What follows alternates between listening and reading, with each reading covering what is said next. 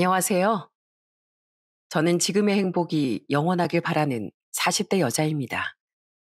제가 이런 말을 하는 이유는 속 좁고 철없는 어느 한 명 때문에 한동안 집안이 어수선했기 때문이에요. 지금은 다 지나간 일이지만 그래도 문득문득 그때 생각이 나서 한번 사연을 써보게 되었습니다. 끝까지 재미있게 잘 들어주셨으면 좋겠습니다. 전 어릴 때 이발소집 딸로 자랐습니다. 저희 아빠가 동네에서 작은 이발소를 운영하셨거든요. 저는 가끔 학교가 끝나고 아빠가 운영하는 이발소에 놀러 갈 때가 있었는데 아저씨 손님들이 되게 많이 오시더라고요. 전 아빠가 손님들 머리도 잘라주고 면도도 해주는 그 모습이 되게 신기해서 구경을 하곤 했답니다. 그런데 한 번은 또 아빠네 이발소에 갔는데 예전에도 몇 번 본 적이 있던 어떤 아저씨 손님이 저희 아빠한테 이것저것 요구를 하시는 거예요.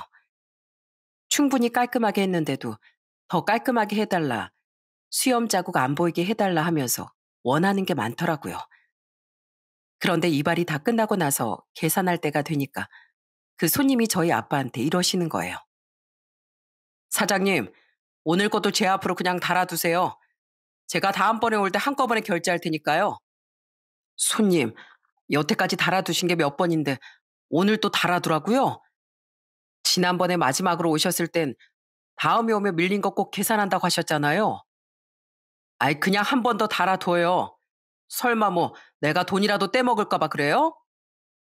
손님이랑 아빠랑 계속 실랑이를 하시길래 당시 초등학교 저학년이었던 전 궁금해서 아빠한테 물어봤습니다. 아빠, 달아두는 게 뭐예요? 뭔데 자꾸 이 아저씨가 달아두라고 하는 거예요? 아, 손님이 오늘 계산을 안 하고 다음번에 한꺼번에 계산한다고 약속하고 가시는 거야.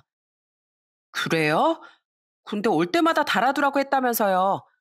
그러면 계산한다는 약속은 대체 언제 지키는 거예요? 아저씨, 약속 안 지키는 사람은 나쁜 사람이랬어요. 아저씨가 약속을 안 지키니까 우리 아빠가 이제 더는 안 된다고 하시는 거잖아요. 제가 그렇게 말하자 그 아저씨 손님은 얼굴이 시뻘개지더군요. 그러자 이번엔 이발소 안에 있던 다른 손님들도 그 아저씨한테 한마디씩 하는 거예요. 그래요. 아, 이발소에 왔으면 돈은 내고 머리 깎읍시다. 다 큰 어른이 어린애 앞에서 창피하게 그러지 좀 말자고요.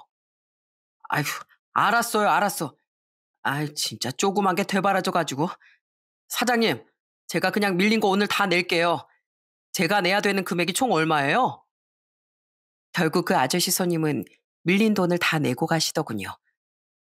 저는 그때 어른들 중에서 약속을 안 지키는 나쁜 어른들이 종종 있구나 하는 걸 알게 되었어요. 아마 제가 못 봐서 그렇지 손님들 중에 더 심한 손님들도 많았을 겁니다.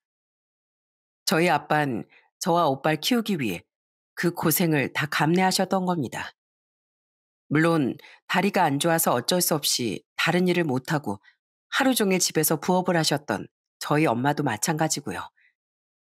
그렇게 가족을 위해 희생하시는 저희 부모님 덕에 저와 오빤 대학도 무사히 졸업하고 평범한 직장에 취업할 수 있게 되었습니다. 그렇게 열심히 회사 생활한 지 몇 년 지났을 때 저는 업무 능력 향상을 위해 영어 학원을 다니기 시작했어요. 가만히 시키는 일만 하면 제 자신이 뒤처지는 느낌이 들어서 너무 싫었거든요. 그리고 그렇게 다니기 시작했던 영어 학원에서 저랑 가치관이 참 잘 맞는 남자친구를 만나게 되었어요. 남자친구가 하는 얘기를 들어보면 평소에 제가 생각하는 거랑 정말 똑같은 생각을 하고 있더라고요. 지원아, 난 퇴근하고 집에 들어가 TV 보는 시간이 그렇게 아깝더라. 편하게 들어 누워서 TV 같은 거 보면 물론 재미야 있지. 근데 그 시간에 조금 더 생산적인 일을 하면 나한테 훨씬 도움이 될 것 같더라고. 그래서 난 그런 짜투리 시간에 나 자신에 대한 투자를 하면서 내 가치를 좀 더 올려보기로 했어. 그래서 이렇게 영어 공부도 열심히 하는 거야. 남자친구는 정말 성실하고 반듯한 사람이었어요. 그래서 전 남자친구와 만난 지 1년 반 만에 결혼을 약속하게 되었습니다. 처음 예비 시댁에 인사를 드리러 갔는데 예비 시어머니가 차려주신 밥이 너무 맛있더라고요. 제가 너무 잘 먹으니까 예비 시어머니가 되게 흐뭇한 표정으로 절 바라보시더군요. 아이고, 복스럽게 정말 잘 먹네. 내가 만든 음식이 입에 좀 맞아요? 입에 맞는 수준이 아니라 너무 맛있는데요. 오빠한테 들었는데 어머님이 예전에 초등학교 앞에서 분식집을 오래 운영하셨다면서요. 그런데 음식 하신 거 보니까 분식집이 아니라 한정식집 운영하신 줄 알겠어요. 아휴, 내가 만든 음식이 맛있다고 해주니까 너무 기분이 좋네. 다음엔 내 주특기인 떡볶이도 해줄 테니까 기대해요. 아참, 떡꼬치랑 핫도그도 좋아하나? 내가 그것도 참 잘 만드는데. 저는 예비 시어머니의 그 편안한 미소가 정말 친근하게 느껴지더라고요. 아직 많이 겪어보진 않았지만 정말 좋은 분일 것 같다는 생각이 들었습니다. 그 후 예비 남편도 저희 집에 인사를 드리러 왔는데 초면에 싹싹하게 잘하니까 저희 부모님도 예비 남편을 엄청 마음에 들어 하시더라고요. 그렇게 저희는 상견례 날짜를 잡아 상견례도 하고 결혼식도 올리게 되었습니다. 그런데 시어머니는 결혼 전에 저한테 말씀하셨던 것처럼 정말로 하루 날 잡고 저한테 떡볶이랑 김밥이랑 이것저것 많이 해주시더라고요. 그런데 정말 어릴 때 먹었던 추억의 맛이 나서 얼마나 신기했는지 몰라요. 우와, 어머님, 저 지금 초등학교 때로 순간 이동한 기분이에요. 요즘엔 떡볶이 파는 곳은 많은데 어릴 때 먹던 그 맛이 나는 곳은 없더라고요. 시간이 많이 흘렀는데도 어쩜 이렇게 그 추억의 맛을 잘 내세요? 아유, 내가 이걸 몇 년을 했는데 나이 먹었다고 까먹으면 안 되지. 예전엔 여름 되면 우리 분식집에서 팥빙수도 팔았거든. 요즘 파는 팥빙수는 우유 얼음 갈아서 하는데 예전엔 그게 아니었거든. 내가 파는 팥빙수를 애들이 얼마나 좋아했는지 몰라. 그나저나 새아가 너도 팥빙수 좋아하니? 좋아하면 내가 나중에 옛날 팥빙수 좀 해주려고. 당연히 좋아하죠. 저도 요즘 파는 팥빙수보다 옛날 팥빙수를 더 좋아하거든요. 그 위에 미숫가루 한 숟갈 뿌리면 더 맛있잖아요. 역시 우리 며느리가 먹을 줄을 아네. 요즘 젊은 애들 중에선 입 짧은 애들도 많다고 하던데 우리 며느리는 이렇게 뭐든지 잘 먹으니까 너무 예쁘다. 너무 예뻐. 저희 시어머니는 틈만 나면 저한테 맛있는 걸 해주려고 하시더라고요. 게다가 시댁에 가면 꼭 집에 갈 때 뭐라도 하나 싸주시는 거예요. 예, 이거 복숭아인데 한 박스 너희 먹고 한 박스 너희 친정 부모님 가져다 드려라. 이 시아버지가 복숭아를 좋아하셔서 샀는데 사는 김에 몇 박스 더 샀거든. 저는 시어머니가 저희 친정 부모님까지 항상 챙겨주시는 게 너무 감사하더라고요. 그래서 저는 시어머니와 가깝게 지내는 게 너무 좋았어요. 게다가 음식 솜씨가 너무 좋으시다 보니 배우는 맛도 있더라고요. 어머님, 저 지난번에 어머님이 알려주신 대로 닭볶음탕 좀 해봤는데 어때요? 제가 먹어봤을 때 뭔가 좀 부족한 것 같은데 도대체 그게 뭔지 모르겠어요. 어머님이 한번 맛보고 알려주세요. 네? 아이고, 이 정도면 합격이네, 합격. 이러다가 내가 너한테 금방 음식 솜씨 따라잡히겠는데? 에이, 하여튼 농담도 잘하셔. 아무리 세월이 흘러도 제가 어머님 솜씨는 절대 못 따라잡거든요. 자꾸 맛있다고만 하지 마시고 뭘 더 넣어야 되는지 알려주세요. 칼칼하게 고춧가루를 좀 더 넣어볼까요? 아니면 달짝지근하게 설탕을 넣어야 될까요? 다른 거 더 넣을 필요는 없고 여기서 조금만 더 졸이면 되겠다. 그러면 아주 밥도둑이 따로 없을 것 같아. 그렇게 저는 행복한 결혼 생활을 하면서 아들을 2명 낳게 되었어요. 남편은 이제 먹여 살려야 될 자식이 2명이나 생겼다면서 회사를 정말 열심히 다녔습니다. 남편은 지금 다니는 회사에서 꼭 높은 자리까지 가고 싶다고 하더라고요. 여보, 내가 지난번에도 몇 번 얘기했던 우리 상사분 있지? 난 그분처럼 되는 게 꿈이야. 업무 능력도 업무 능력인데다가 말씀도 얼마나 유창하게 잘하시는지 몰라. 그래? 당신 이렇게 매번 칭찬하는 거 보니까 되게 좋은 분이신가 보네. 근데 당신도 지금 엄청 열심히 하고 있잖아. 그러니까 아마 당신도 그 나이쯤 되면 그렇게 되지 않을까? 저는 결혼 전부터 늘 자기 개발에 힘써왔던 남편이 회사 일도 열심히 하는 게 정말 보기 좋더라고요.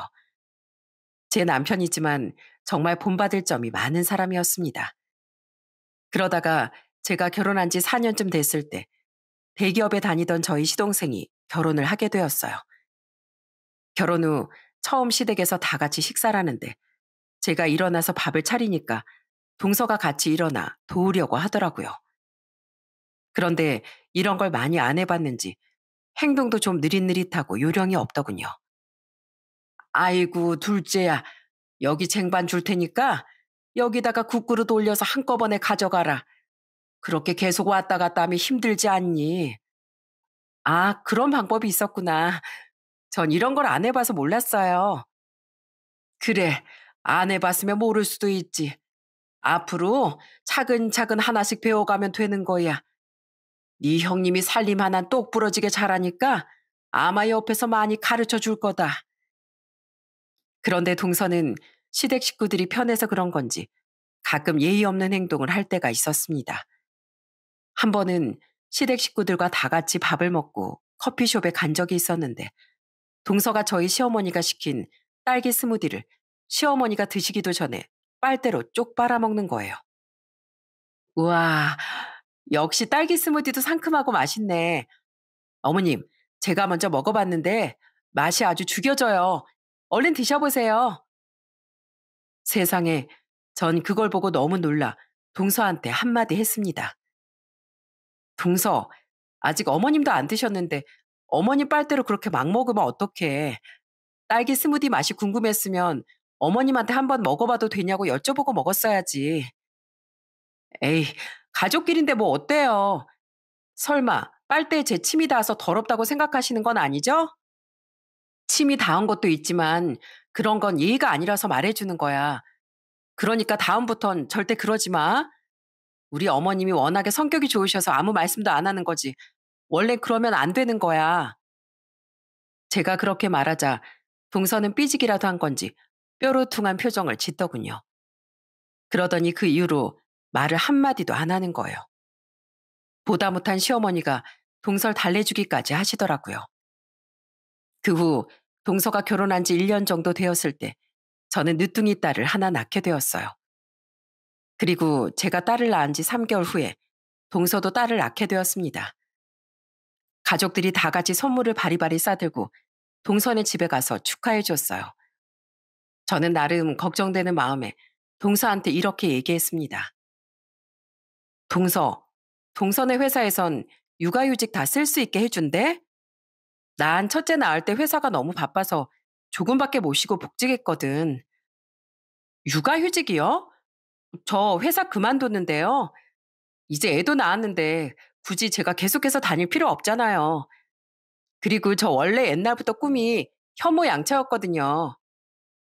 그런데 그때였어요. 저희 시동생이 한숨을 푹푹 쉬면서 동서한테 이러는 거예요.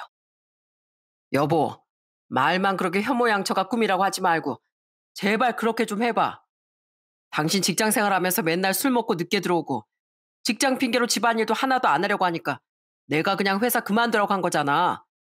그러니까 앞으로는 내가 갖다 주는 생활비로 집에서 착실하게 전업주부로 한번 살아보라고. 알았어. 말 안 해도 그렇게 할 거거든? 그러니까 잔말 말고 기대나 하셔. 그나저나 당신 나 같은 와이프 어디에서도 못 구한다? 요즘 세상에 나처럼 현모양처가 꾸민 여자가 어딨어.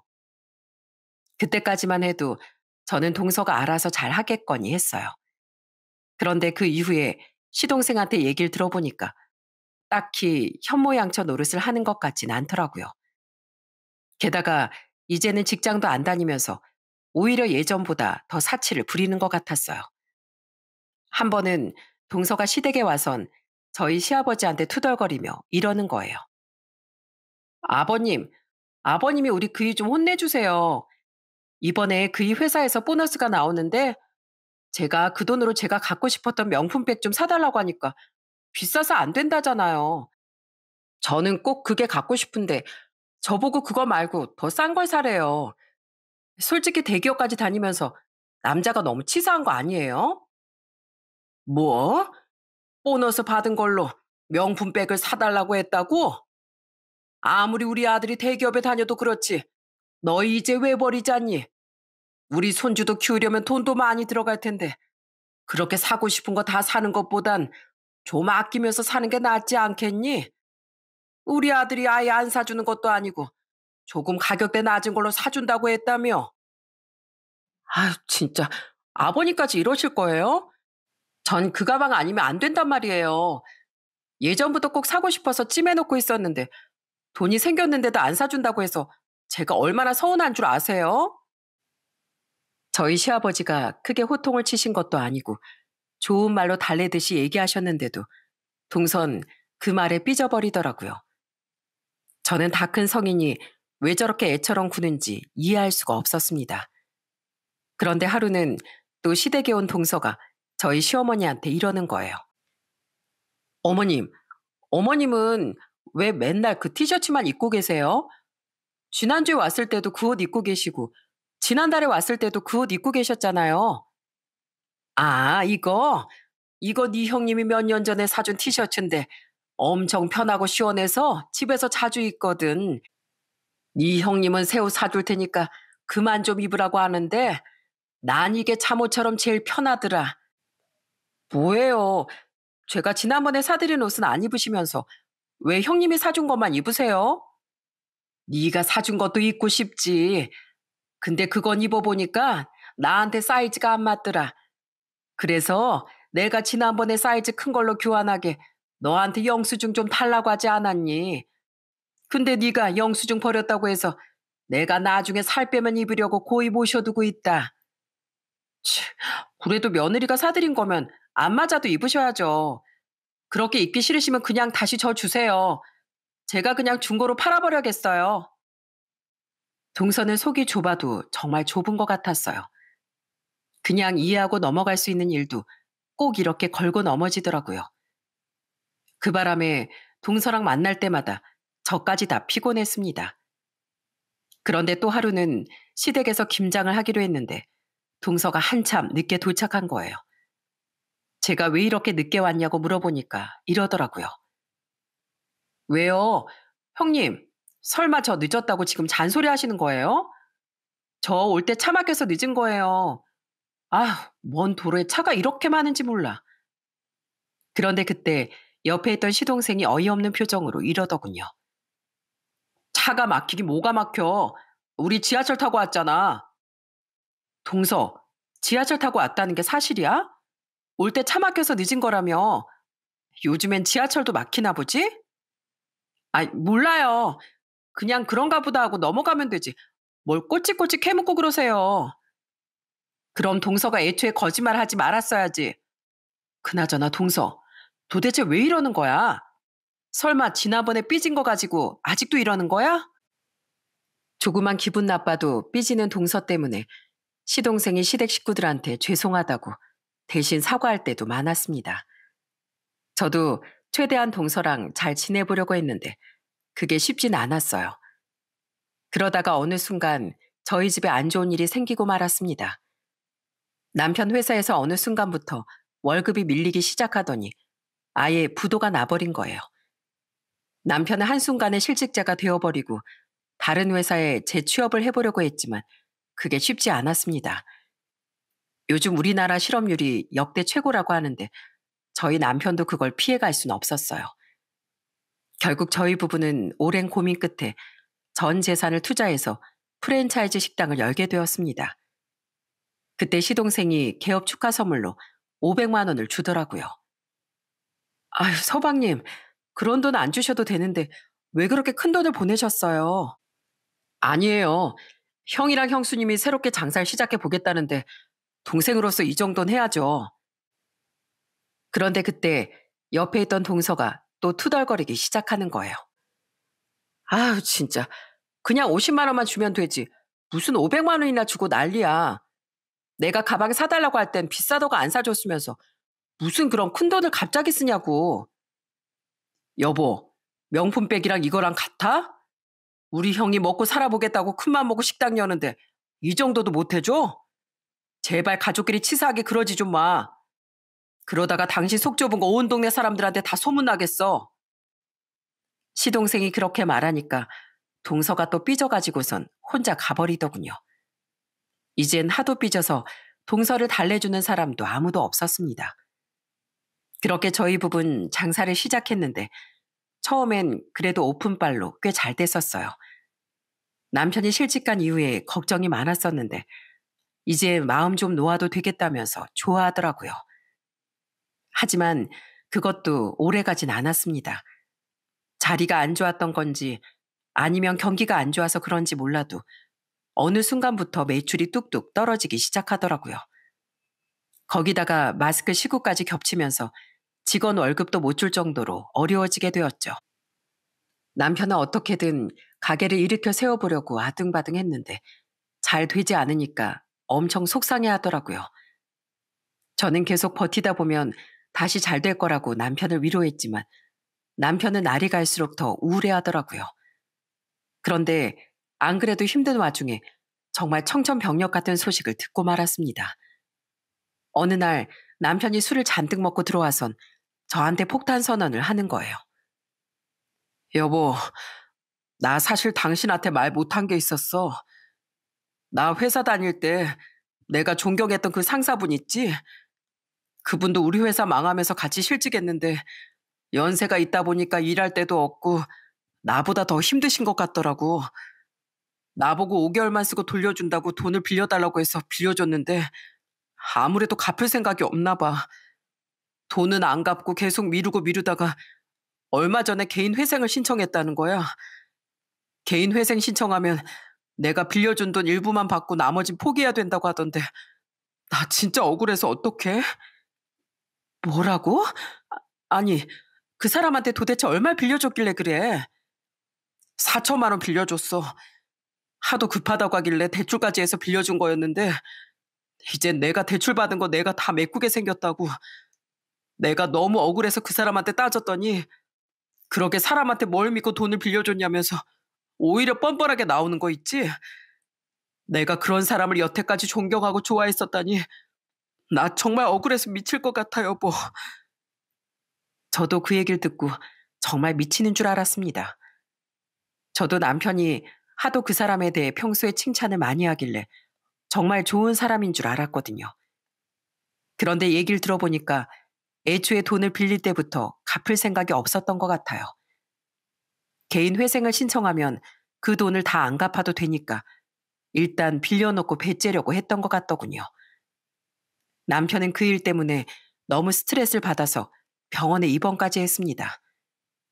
하지만 저는 남편을 원망하진 않았어요. 물론 저 몰래 돈을 빌려준 건 잘못이지만 남편이 워낙 심성이 착하다 보니 그랬다는 걸 충분히 알고 있었거든요. 그 후 저희는 그 돈을 돌려받기 위해 법원에 이의 제기도 하고 소송도 걸었습니다.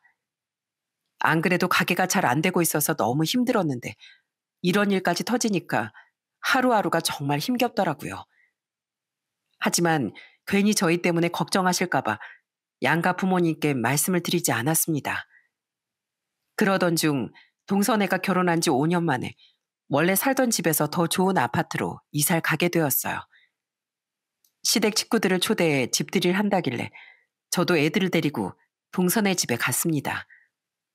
당시 저희 집은 완전히 마이너스 상태였기 때문에 비싼 선물은 사갈 수가 없었어요. 그래도 생활에 제일 필요할 것 같아 세탁세제랑 섬유유연제, 주방세제 등 이것저것 9만 원어치 정도 양손 무겁게 사들고 갔어요. 제가 동선의 집에 도착하니까 그곳에 동서랑 조카만 있더라고요. 동서, 나왔어. 우리 남편은 잠깐 일이 있어가지고 좀 이따가 올 거야. 그나저나 서방님은 어디 가신 거야? 아, 그냥 잠깐 장 보러 나갔어요. 그런데 형님, 지금 양손에 들고 있는 그건 뭐예요? 설마 그거 집들이 선물로 가져온 거 아니죠? 이거? 집들이 선물 맞는데? 원래 이런 세제 같은 게 은근히 금방 떨어지잖아. 그래서 당분간 쟁여놓고 쓰라고 내가 이것저것 사와봤어. 이거 저쪽에 두면 될까? 그런데 그때였어요. 동서가 코웃음을 치면서 저한테 이러는 거예요. 형님, 요즘 세상에 누가 집들이 선물로 세제를 사와요. 제가 무슨 세제 하나도 못 사는 형편인 줄 아세요? 아, 진짜 누굴 거지로 보나? 그거 필요 없으니까 그냥 갖다 버려요. 뭐? 갖다 버리라고? 동서, 말이 너무 심한 거 아니야? 난 그래도 살림에 제일 필요할 것 같아서 무겁게 사들고 온 거야. 아무리 마음에 안 들어도 성의를 생각해서 좋게 얘기해주면 안 돼? 마음에 안 드는데, 아예 어떻게 좋게 얘기해요? 집들이 선물로 가전이나 하나 해주지 못할 망정. 구질구질하게 그게 뭐예요? 우리가 뭐 무슨 형님네처럼 거진 줄 아세요? 동서, 진짜 이럴 거야? 기껏 사람 초대해놓고 이런 식으로 기분 나쁘게 만들 거냐고. 그래, 생각해보니까 내가 잘못했네. 그냥 빈손으로 왔어야 되는데 내가 괜히 동서 생각한답시고 선물 사오는 바람에 이 사단이 난 거잖아.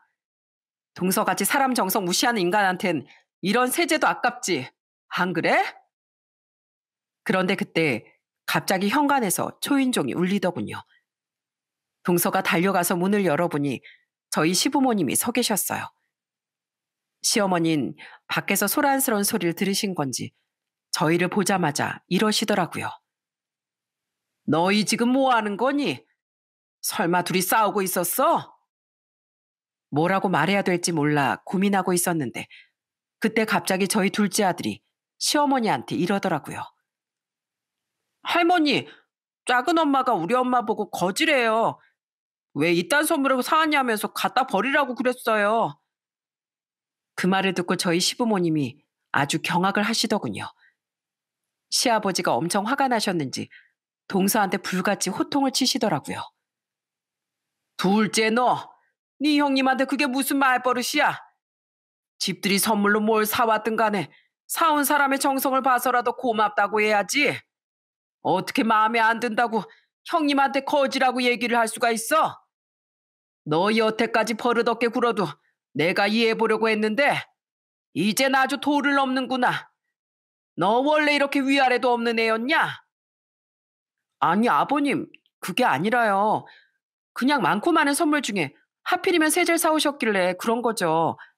저희 집에 지금 세제 많단 말이에요. 동서가 그렇게 말하자 이번에 시어머니께서 나서시더군요. 너희 집에 세제가 많은지 적은지 아니 네 형님이 어떻게 알아? 그리고 무슨 쓸데없는 선물을 사온 것도 아니고 딱 보니까 살림에 제일 필요한 거 잘 사왔구만. 도대체 뭐가 그렇게 기분이 나빠서 네 형님한테 그딴 식으로 입을 나불거리냐고? 아, 진짜 왜 다들 저한테만 그러세요? 사람이 싫은 걸 싫다고 얘기도 못해요? 그러는 어머님도 형님만 좋아하고 전 싫어하시잖아요. 형님한테 맨날 살림 잘한다고 칭찬하시면서 저한텐 칭찬 끝에 꼭 잔소리를 덧붙이시잖아요.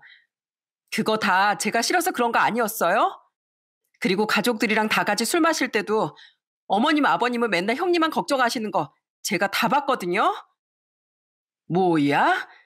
너 진짜 뭐든지 네 멋대로 생각하는 애였구나. 난 네가 현모양처가 꿈이라고 하면서도 살림에 영 소질이 없어 보이길래 도와주려고 그런 거다. 그렇다고 해서 내가 언제 너한테 짜증을 내거나 타박을 한 적이 있었어? 난 네가 요령 없이 어렵게 하는 것 같아서 쉽게 쉽게 알려준 것뿐이야. 그리고 너 이왕 술 얘기 나왔으니 말인데 내가 왜 네 형님만 걱정했는지 정말 모르겠어? 모르겠는데요? 도대체 왜 형님한테만 술 조금 먹으라고 걱정하셨냐고요? 아유, 내가 진짜 답답하다 답답해. 네 형님 술이 워낙 약해서 소주 반 병만 마셔도 얼굴이 아주 시뻘겋게 변하고 취해서 자는 사람이지 않니? 그런데도 시댁 식구들이랑 분위기 맞추겠다고 자꾸 마시려고 하길래 내 걱정돼서 그랬던 거야.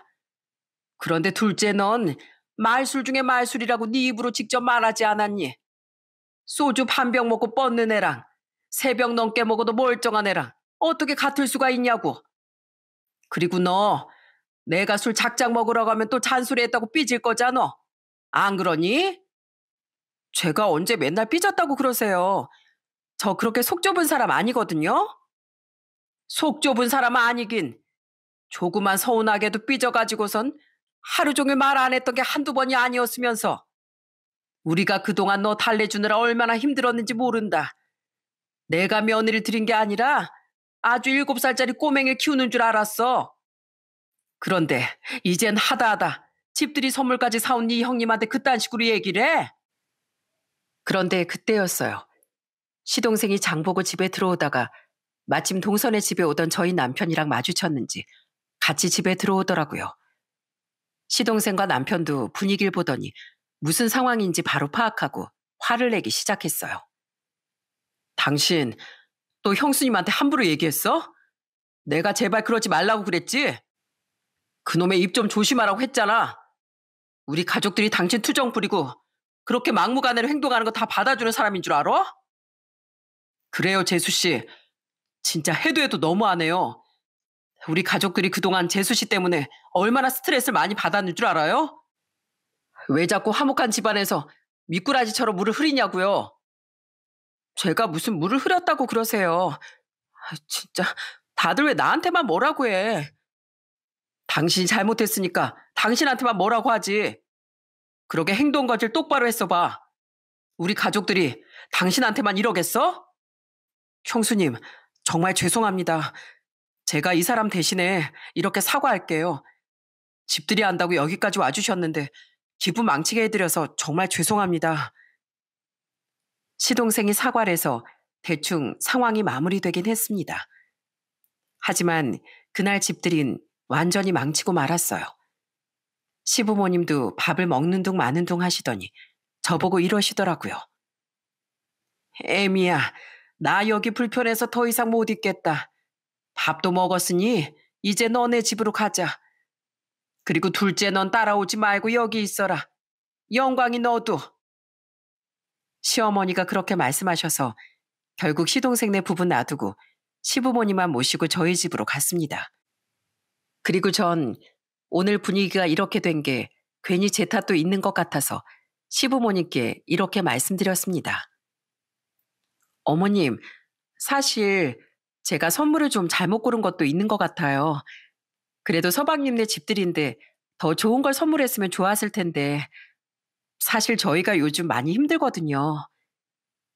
제가 그렇게 말하자 남편도 지금 식당이 얼마나 어려운지 그리고 자기가 회사 전 상사한테 돈을 빌려줬다가 대출을 갚고 있는 얘기까지 다 하더라고요. 그러자 저희 시어머니께서 저와 남편의 손을 꼭 붙잡고 이러시더라고요. 아휴, 부모란 게 뭐냐. 자식들 힘들 때 도와주는 게 바로 부모 아니니. 너희가 그 정도로 힘들었으면 우리한테 진즉 얘기해서 도와달라고 했어야지. 난 요즘에 너희들이 살이 쪽쪽 빠지고 얼굴에 근심이 가득하길래 무슨 일이 있을 거라고 생각하긴 했다만 이렇게 어렵게 사는 줄은 정말 몰랐다. 그런데 그때 시아버지께서도 저희한테 이러시더군요. 너희 지금 상황 어려운 거 일단 한 5천만 원 정도면 급한 불은 끌 수 있겠니? 내가 그 정도는 해줄 수 있을 것 같으니 그걸로 일단 해결 좀 해봐라. 자식이랑 며느리가 생활이 힘들어서 고생하고 있는데 내가 부모로서 도저히 가만히 못 있겠다. 아버지, 그러지 않으셔도 돼요. 이거 다 저 때문에 일어난 일이니까 제가 2배, 3배로 노력해서 해결하면 돼요. 아니다. 너 그거 대출 때문에 지금 이자도 계속 나가고 있다며? 그거 다 생돈 나가는 건데 아까워서 안 되지. 그러니까 내가 보내주는 돈으로 일단 그것부터 해결해라. 그리고 애미야, 너도 그동안 애새 키우느라 고생 많이 했지? 원래 애 엄마들은 비상금이 조금 있어야 되는 거야. 내가 비상금 줄 테니까 고이 간직하고 있다가 너 필요한 데 쓰거라. 그동안 너희 둘 다 검소하고 성실하게 살았는데 갑자기 이렇게 돼서 얼마나 힘들었겠니? 그러자 저희 시어머니도 제 발쪽을 힐끗 바라보면서 이러시더라고요. 그래, 애미야. 네 시아버지가 주는 돈으로 옷도 좀 사 입고 그래라. 너 아까 둘째 내서 보니까 네 양말에 빵꾸가 났더라. 괜히 돈 아낀다고 빵꾸 난 양말 신고 다니지 말고 깨끗하고 좋은 옷으로 좀 사 입어. 아, 이거 그냥 제가 아무거나 양말 잡히는 대로 신어서 그런 거예요. 진짜 저희 돈 안 주셔도 돼요.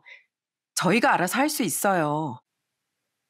저랑 남편이 계속 거절을 했는데도 시부모님께선 저희한테 결국 돈을 보내주시더군요. 저랑 남편은 시부모님한테 감사하다고 몇 번이나 인사를 드렸습니다. 그 돈이면 다행히 대출은 해결할 수 있을 것 같더라고요. 그렇게 돌아가시고 다음날 시동생이 저희 집에 찾아왔어요. 동서랑 얼마나 싸웠는지 표정이 엄청 안 좋더라고요. 형, 그리고 형수님, 정말 죄송해요. 저희 와이프 때문에 어제 기분 많이 나쁘셨죠? 저 그동안 그 사람이 사치하고 살림도 안 하고 막무가내로 살아도 우리 할인이 엄마니까 참아보려고 했어요. 그런데 어제 일을 보니까 이제 더는 안 되겠더라고요. 그래서 저 그 사람한테 이혼하자고 했어요. 더 이상은 그런 여자랑 못 살 것 같아서요. 제가 그런 여자랑 결혼하는 바람에 가족들한테 피해만 주고 정말 죄송해요. 시동생은 그렇게 말하면서 저희가 형편이 그렇게 안 좋은 줄을 몰랐다고 하더군요. 자기가 필요한 만큼 돈으로 도와주겠다고 하길래 이미 어머님 아버님한테 받아서 괜찮다고 얘기했어요. 그러자 시동생은 나중에라도 힘들면 언제든지 얘기하라고 하더군요. 그날 시동생은 저희 집에서 술 한잔 마시면서 정말 많은 얘기를 하고 돌아갔습니다. 그런데 며칠 후 그렇게 뻔뻔하던 동서가 저한테 찾아왔어요. 시동생과 이혼하기 싫다면서 저한테 울면서 사과를 하더라고요. 형님, 제가 정말 죄송해요. 전 그냥 어머님이 형님만 예뻐하는 것 같아서 그랬어요. 제가 원래 어릴 때부터 질투심이 좀 강한 편이었거든요. 형님이 저보다 먼저 결혼해서 어머님이랑 너무 친하시니까 제가 비집고 들어갈 틈이 없는 것 같아 보이더라고요. 그리고 제가 하는 행동마다 자꾸 예의가 아니라고 하고 완벽한 형님에 비해 자꾸 부족한 것 같고 그러니까 괜히 심통이 났었어요. 저 진짜 형님 미워서 그런 거 아니에요. 동서, 아무리 질투심이 많아도 그렇지 사람이 해도 되는 행동이 있고 해서는 안 되는 행동이 있는 거야. 우리 시댁 식구들이 워낙에 마음씨가 넓어서 그동안 동서를 이해해 준 거지. 다른 집안이었으면 진작에 난리 나고도 남았어. 그리고 동서 이제 어린애 아니잖아. 결혼한 지 벌써 5년이나 됐는데 언제까지 그렇게 애처럼 굴 거야? 이제 진짜 안 그럴게요. 제가 맨날 삐지고 애처럼 굴어도 다들 저를 달래주고 위로해 주니까 그게 통하는 줄 알았어요. 아무래도 제가 마음이 너무 좁고 생각이 없어서 그랬나 봐요. 근데 형님, 저 우리 남편이랑 이혼하기 싫어요. 형님도 아시겠지만 저희 남편같이 좋은 사람 없잖아요. 제가 이렇게 사과드릴 테니까 형님이 저희 남편한테 얘기 좀 잘해주시면 안 될까요? 그건 동서가 알아서 해결해야지. 왜 나보고 얘기를 해달라고 그래? 동서가 진심으로 반성하는 모습이 보이면 서방님도 분명 고려를 하시겠지. 그러게, 이런 사단이 나기 전에 동서 행동을 스스로 좀 돌아보지 그랬어? 이건 동서가 다 자처한 일이니까 동서가 감당해. 난 부부 사이에 감나라 배나라 하고 싶은 생각 없으니까. 알았어요. 제가 저희 남편 다시 제대로 설득해 볼게요. 형님, 근데 이거 하나만 알아주세요. 저 단순히 이혼하기 싫어서 형님한테 이렇게 사과하는 거 아니에요. 이번에 가족들이 저한테 다 화내는 거 보고 진짜로 제가 잘못했다는 걸 깨달아서 그러는 거예요. 그러니까 제 마음 오해하지 말아주세요. 그 후 저는 둘이 알아서 해결하겠지 하고 신경을 안 쓰고 살았습니다. 그런데 남편한테 듣기론 동서가 시동생한테 엄청 울고불고 하면서 매달리고 있다고 하더군요. 그래도 시동생이 워낙 마음씨가 넓고 착한 사람이라 그런지 결국엔 동서를 용서해주고 말았습니다. 보통 사람 같으면 용서하기 힘들었을 텐데 저희 시동생의 마음이 참 태평양같이 넓은 것 같아요. 하지만 저는 동서가 금방 바뀔 거라는 생각은 하지 않았습니다. 원래 사람이라는 게 쉽게 변하지 않는 동물이잖아요. 그런데 의외로 동서는 정과는 180도 다른 모습을 보여주더군요. 한 번은 제가 시댁에서 밥을 먹다가 물을 더 떠오려고 일어났는데 동서가 그걸 보고 갑자기 저를 따라 벌떡 일어나는 거예요. 형님, 뭐 필요하세요? 아, 물컵에 물이 없으시구나. 가만히 앉아 계시면 제가 떠올게요. 동서, 내 물은 내가 알아서 떠. 왜 갑자기 안 하던 짓을 하고 그래? 형님은 애를 셋이나 키우느라 저보다 훨씬 힘드실 텐데 이럴 때라도 좀 앉아 계셔야죠. 그리고 제가 형님보다 나이도 어리고 서열도 낮잖아요. 당연히 이런 건 저 같은 쫄따구가 하는 거예요. 저는 처음 보는 동서의 모습에 얼마나 놀랐는지 모릅니다. 그 후에도 동선 수시로 제 눈치를 계속 보더라고요. 명절 때도 전을 부치는데 제 옆에 쪼르르 달려와 앉더니 저한테 이러는 겁니다. 형님, 저는 제가 부칠 테니까 어머님이랑 같이 좀 쉬세요. 저 그래도 집에서 전 부치는 거 연습 좀 해왔거든요. 뭐? 동서 원래 이런 거 못한다고 했었잖아. 괜히 하다가 다 태우는 거 아니야? 아니에요. 저 그 정도로 못하진 않거든요. 에이, 얼른 뒤집게 저한테 주시고 저쪽으로 가서 쉬시라니까요. 오늘은 저도 실력 발휘할 기회 좀 주세요. 네? 동서는 그렇게 말하더니 굳이 저랑 시어머니를 거실로 끌고 가서 소파에 앉히더군요. 그러더니 혼자서 전을 부치기 시작하는데 괜히 태워 먹을까봐 조마조마하더라고요. 그런데 정말로 집에서 연습한 게 맞는지 꽤 노릇노릇하게 잘 굽더군요. 그걸 보고 시어머니랑 저랑 둘이 마주보고 흐뭇하게 웃었습니다.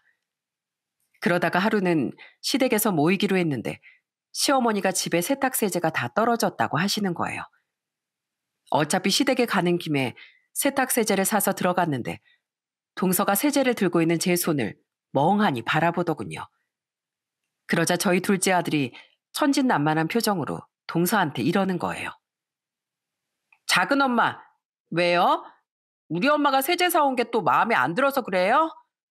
설마 우리 엄마한테 또 거지라고 할 거 아니죠? 뭐? 아, 아니야. 얘는 왜 또 생사람을 자꾸 그래. 나 앞으로는 절대 그럴 일 없을 거거든. 그래요? 작은 엄마 원래 그런 사람 아니잖아요. 원래 다른 사람한테 상처 주는 말 마음대로 하고 그러는 사람 아니었어요? 아니거든. 예전엔 그랬는지 몰라도 지금은 절대 아니야. 그러니까 앞으로는 작은 엄마 너무 미워하지 말아주라. 어? 나 그렇게 나쁜 사람 아니야. 알았어요. 일단 당분간 지켜볼게요. 작은 엄마가 진짜로 약속한 거 지키는지 안 지키는지 두고 봐야 알 수 있잖아요. 저희 둘째 아들이 그렇게 얘기하니까 가족들 모두 웃음을 빵 터뜨리고 말았어요. 그러자 이번엔 저희 시어머니께서 동서한테 이러시더군요. 그래, 우리 손주가 말 한 번 잘했다. 나도 둘째 널 앞으로 계속 지켜보련다. 너 한 번만 더 지난번처럼 분란 일으키면 내가 아주 우리 아들 끌고 가서라도 이혼시킬 거야. 알았어? 네, 알았어요. 괜히 저 때문에 집안 분위기만 뒤숭숭하게 만들고 정말 죄송해요. 그래도 난 네가 요즘에 달라지려고 노력하는 것 같아서 얼마나 기분이 좋은지 모른다. 네가 이렇게 잘못한 거 반성하고 달라지니까 우리 집안이 얼마나 화목하고 좋니? 난 다 필요 없고 그저 우리 자식들이 건강하고 화목하게 잘 살기만을 바란다. 그렇게 되려면 네가 예전 성격 버리고 많이 노력해야 될 거야. 내가 앞으로 널 좀 믿어봐도 되겠니? 당연하죠. 저 앞으로 진짜 달라질 거예요. 제가 만약에 예전으로 돌아갈 것 같으면 어머님이 저 좀 따끔하게 혼내주세요. 알았다. 내가 꼭 그러마. 그리고 내가 생각해보니까 내가 널 위해서 한다는 말들이 너한텐 좀 서운하게 들렸을 수도 있을 것 같더구나. 나도 앞으로 너한테 말할 때 조심하면서 얘기할 테니까 너도 앞으로 말 한마디 하더라도 그냥 내뱉지 말고 생각을 하면서 했으면 좋겠구나. 지금처럼 네 형님이랑도 사이좋게 잘 지내고 알았지? 네, 꼭 그렇게 할게요. 솔직히 저 이혼당하고 내쫓겨도 할 말이 없는데 이렇게 다들 저 품어주셔서 정말 감사해요. 제가 다신 이 집안의 평화를 깨뜨리지 않겠다고 약속할게요. 동서가 그렇게 말하자 저희 시어머니가 동서를 꼭 안아주시더라고요. 저도 동서가 진심으로 반성하는 것 같아서 동서의 어깨를 토닥여 주었답니다. 그렇게 동서가 변하기 시작한 지도 벌써 2, 3년 정도가 지났네요. 지금은 예전의 동서가 생각나지 않을 정도로 정말 많이 달라졌답니다. 혹시 저희 시댁 식구들 앞에서만 그러는 척 하나 싶어 시동생한테 물어보니까 시동생도 허허 웃으며 이러더라고요. 아유, 저희 집사람 집에서도 요즘 엄청 잘해요. 집안일도 척척 잘하고 애도 잘 보거든요. 그리고 최근엔 다시 직장 구해서 다니기 시작했어요. 이젠 착실하게 돈 모아서 우리 할인이 잘 키우고 싶다고 하더라고요. 그나저나 형수님, 저희 집사람이 또 함부로 하면 저한테 말씀하세요. 아직도 저희 집 거실에 그때 썼던 이혼 신청서 그대로 놓여 있거든요. 절대로 예전으로 돌아가지 말라고 제가 일부러 거기다가 놔둔 거예요. 네?